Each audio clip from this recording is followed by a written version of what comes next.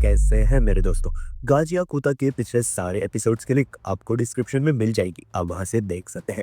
तो चलिए शुरू करते हैं। अब एपिसोड की शुरुआत में ही हमको दिखाया जाता है कि इंजन यहाँ पर नीचे गिरा हुआ रहता है एंड हमको 1 घंटे पहले का सीन दिखाया जाता है। यहाँ पर एमू के पीछे पीछे हमारी सारी टीम इस ग्रेवयार्ड में चल रही होती है एंड उसके पीछे पीछे वह लोग इस ग्रेवयार्ड से होते हुए इस टावर के सामने पहुंच जाते हैं, जो कि काफी ज्यादा बड़ा होता है। इंजन बताता है कि इसने कई बार इस जगह को नोटिस किया होता है, लेकिन फिर भी उसने यह नहीं सोचा था कि यहाँ पर कोई रहता होगा। यहाँ पर बाकी सारे लोग काफी ज्यादा शॉक्ड रहते हैं, क्योंकि इतनी ज्यादा अंदर नो मीन्स लैंड में कोई इतना बड़ा स्ट्रक्चर कैसे खड़ा कर सकता है। अब हमारे क्लीनर्स धीरे धीरे करके इसके घर के अंदर जा रहे होते हैं और उन्हें कुछ तो गड़बड़ लग रही होती है। इसके बाद एमो इन सबको स्टेयर से ऊपर ले जा रही होती है और वहाँ हमारे क्लीनर्स को अपने अपने मास्क निकाल देने के लिए कहती है, क्योंकि इस स्ट्रक्चर के अंदर कोई भी बुरी स्मेल नहीं आ सकती। तुम लोग यहाँ पर सेफ हो, और अगर तुम किसी के घर आए हो और उसको बिना अपना चेहरा दिखाए बात कर रहे हो तो यह बहुत बुरी बात होती है। और यह सुनने के बाद सभी लोग अपना अपना मास्क उतार देते हैं और सबका चेहरा देखने के बाद एमो बहुत ज्यादा खुश हो जाती है और सबकी तारीफ करने लगती है। इंजन को देखते ही वह बोलती है कि यह कितना ज्यादा सुंदर है। रियो को वह बोलती है कि वह बहुत ज्यादा प्रिटी है। इसके अलावा वह टेंजी को बहुत ज्यादा रिग्ड कहती है और टॉमी इन सब के बारे में अपनी रिपोर्ट बना रही होती है। तभी रूडो आगे बढ़ता है और वह सीधा क्वेश्चनिंग स्टार्ट कर देता है। यह कहता है कि हमने सुना है कि आप ऐसे लोगों को जानती हो जो कि स्पेयर और ग्राउंड में अपनी मर्जी से आ जा सकते हैं, तो सच में ऐसा कोई एग्जिस्ट करता है क्या? लेकिन इन क्वेश्चंस को एमो डॉज करके टॉपिक को डाइवर्ट कर देती है और वह बोलने लगती है कि हम लोग बातें करेंगे कि सबको कैसे कैसे क्रशेस पसंद है, जो कि रूडो सुन के काफी ज्यादा हैरान हो जाता है। वह आगे बोलती है कि एक्चुअली में मुझे ऐसे लोग पसंद है जिनकी स्मेल बहुत ज्यादा अच्छी हो, एंड इसी कारण से तुम्हारे पीछे जो बड़ा आदमी खड़ा है वह काफी ज्यादा पसंद है, जो कि टेलमैन ही होता है। यह बोलने के बाद वह बहुत ही क्रीपी सी स्माइल देती है। इंजन अब काफी ज्यादा इरिटेट हो चुका होता है। वह बोलता है कि हमको यहाँ पर रोमांस की बातें नहीं करनी है। अगर तुम इन्फॉर्मेशन बताने के लिए कोई प्राइस मांगना चाहती हो तो फिर बता दो, हम तुम्हें वह पैसे देने के लिए भी तैयार है, पर हमें सिर्फ इन्फॉर्मेशन चाहिए, तो हमें बताओ। हम यही जानना चाहते हैं कि ऐसा कोई इंसान एग्जिस्ट करता है क्या जो स्फीयर और ग्राउंड में अपनी मर्जी से आ जा सकता है। यह सुनने के बाद एमो बहुत ही ज्यादा डेस्परेट होने लग जाती है एंड यह एक साइकोपाथ जैसी बातें करने लगती है। कहती है कि मुझे काफी ज्यादा बुरा लग रहा है,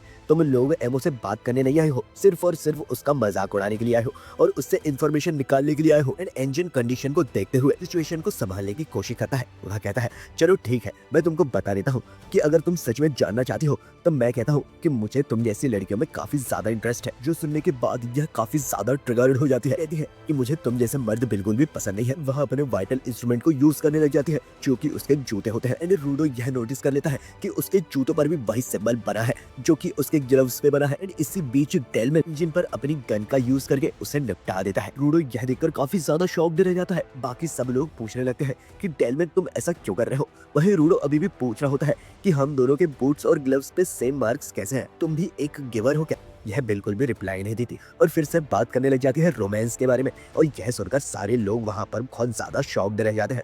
अब वो बता रही होती है कि कैसे ऐसे लोग उसे बहुत ज्यादा पसंद है जो कि कन्वर्सेशन में बिलीव रखते हैं, क्योंकि उसे लोगों से बात करना काफी ज्यादा पसंद होता है। बट उसे इंजन जैसे पार्टी खराब करने वाले लोग बिल्कुल भी पसंद नहीं है। यह सब देखकर सांका आगे बढ़ता है, इंजन के पास पहुंच जाता है और वह कहता है अगर तुम इंजन को ऐसे ट्रीट करने वाली हो तो भाड़ में जाओ तुम, और भाड़ में गई तुम्हारी इन्फॉर्मेशन। वह अपने वाइटल इंस्ट्रूमेंट को एक्टिवेट कर लेता है ताकि वह अब इससे फाइट कर सके। लेकिन एमो इतनी मीन बातें सुनकर रोने लग जाती है, जिसके बाद वह बोलती है कि उसको बहुत ज्यादा दुख हुआ। और यह बोलते ही हमको दिखाया जाता है कि डेलमिन तो कम्प्लीटली ही पागल हो गया है और वह इन सब पर हमला कर देता है। इस जांका इस अटैक को डॉज करके इंजन को भी बचा लेता है। तभी डेलमिन चिल्लाते हुए कहता है कि कोई भी एमो को टच नहीं कर सकता, क्योंकि उसको बचाने के लिए मैं यहाँ पर खड़ा हूँ। यहाँ पर सबको लग रहा होता है कि डेलमिन को यह कंट्रोल कर रही है कि टेंजी, जो कि सबसे लंबे समय से डेलमिन को जानता है। वह कहता है कि यह डेलमिन को बिल्कुल भी कंट्रोल नहीं कर रही है और यह सब बातें वह अपने कन्विक्शन से ही बोल रहा है। इसका मतलब यह है कि यह अपनी मर्जी से ही चल रहा है। एंड तभी एमो बहुत ही क्रीपी स्माइल करके इनकी तरफ बढ़ने लगती है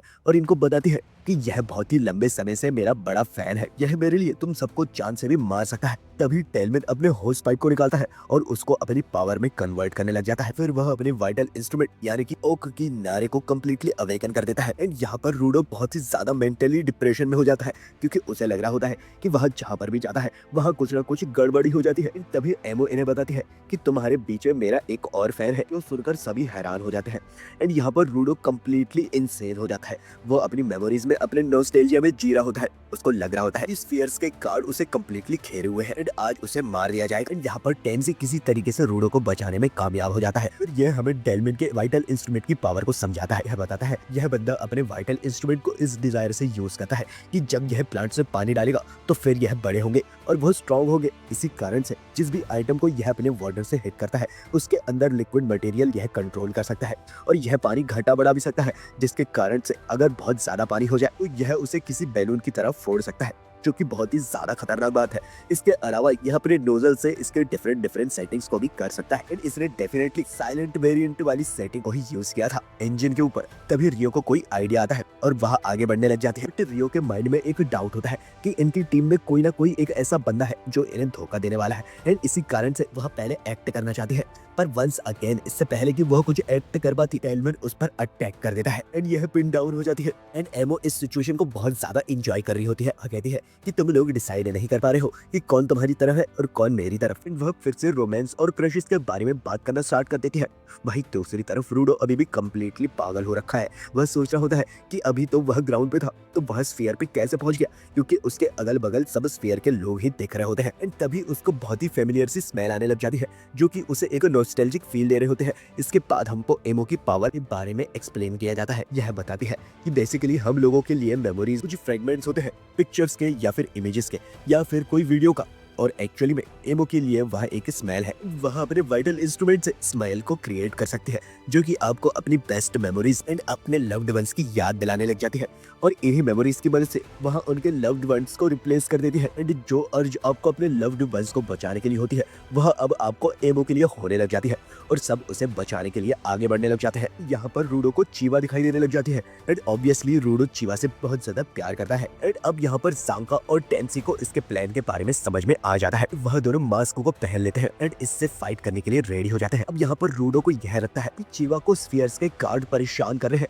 लेकिन असल में वह एमो होती है। वह उसे आवाज देती है और तभी टेंसी और सांका को वह उड़ा देता है क्योंकि उसे लग रहा होता है कि यह दोनों स्फीयर्स के गार्ड्स हैं। एंड सांका रूडो को चिल्लाने लग जाता है कि रूडो इसका मैं बदला लूंगा। एंड तभी हम देखते हैं कि बाकी सारे लोग भी इनकी तरफ बढ़ने लग जाते हैं क्योंकि एमो की पावर से यह सब लोग अपने लव्ड वन को उसमें देख रहे हैं। एंड सब लोग सांका और टेंसी को घेर लेते हैं। अब इन्हें समझ नहीं आ रहा होता है कि इन्हें क्या करना चाहिए, लेकिन तभी टेंसी कहता है कि मैं अपनी पावर को अपने दोस्तों पर कभी यूज करने के बारे में सोच भी नहीं सकता, लेकिन अब मेरे पास कोई रास्ता नहीं है। और तभी वह अपने वाइटल इंस्ट्रूमेंट को निकाल लेता है और उसे एक्टिवेट कर देता है। एंड इसी के साथ गाइस यह एपिसोड यहाँ पर खत्म हो जाता है। तो कमेंट करके बताओ कि आपको यह वीडियो कैसा लगा।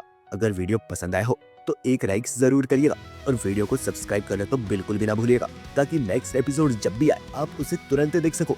तो मिलते हैं नेक्स्ट वीडियो में। That's my type guys, bye.